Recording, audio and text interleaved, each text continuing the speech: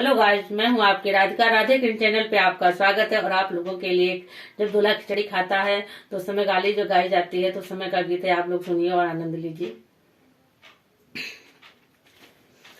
ललचिया दुल्हा खिचड़ी अपने से खाइस, ललचिया दुल्हा खिचड़ी अपने से खाइस, जिसियान दुल्हा खिचड़ी अपने से खाइस, ललचिया दुल्हा खिचड़ी अपने से खाइस।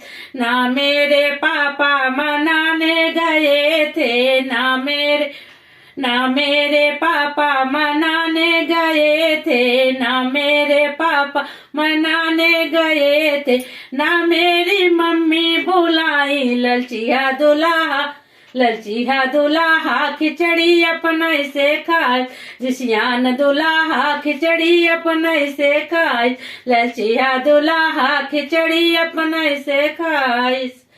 ना मेरे चाचा मनाने गए थे, ना मेरे चाचा मनाने गए थे, ना मेरी चाची बुलाई। जिसियान दुल्हा खिचड़ी अपने से खाइस, ललचिया दुल्हा खिचड़ी अपने से खाइस।